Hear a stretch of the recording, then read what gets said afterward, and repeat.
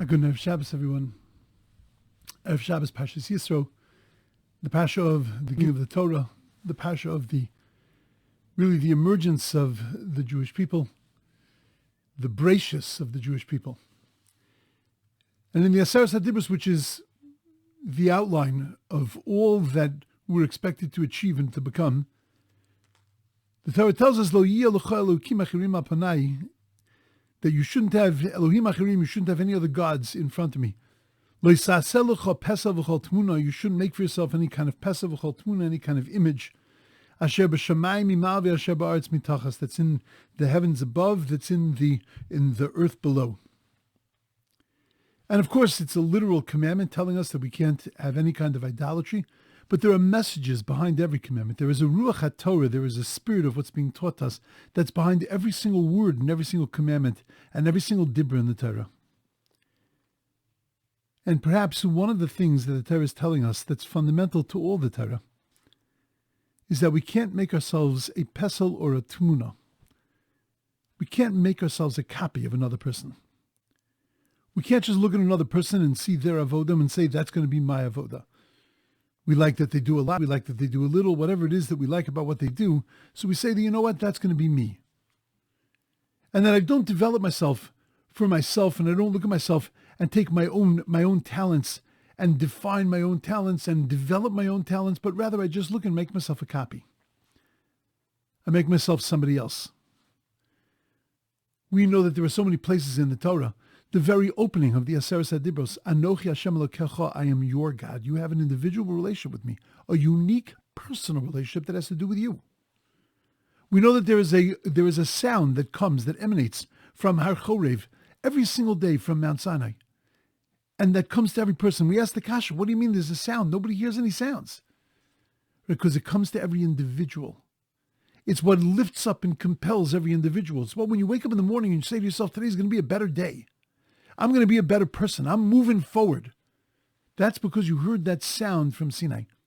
My sound isn't your sound. What's going to motivate me and what's going to push me is tailor-made for me.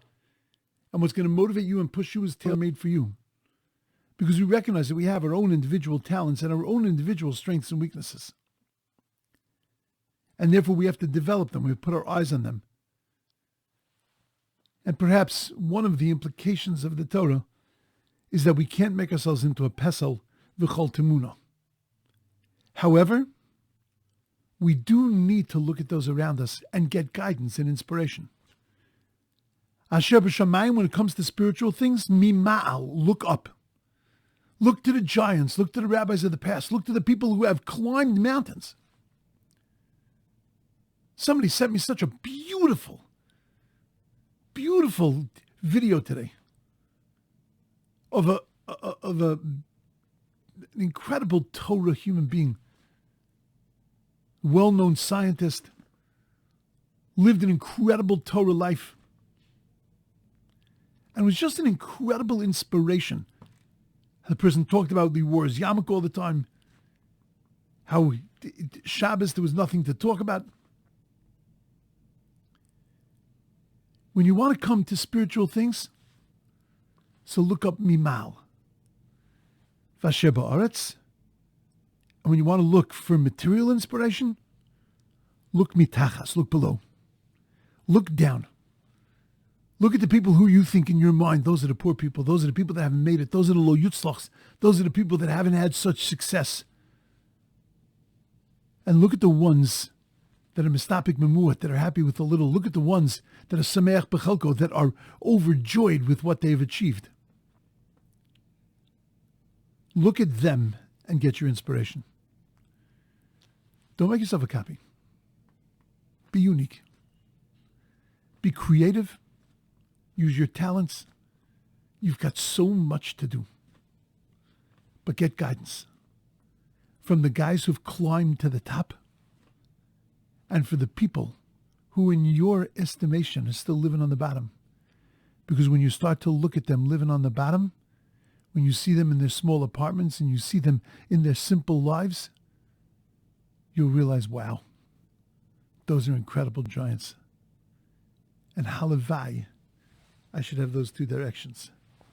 I should be able to look to Shammai Mimal, and I should be able to look Aretz Mitachas and gain the inspiration that I need so that I can take my talents and become the incredible human being that I have the potential of becoming.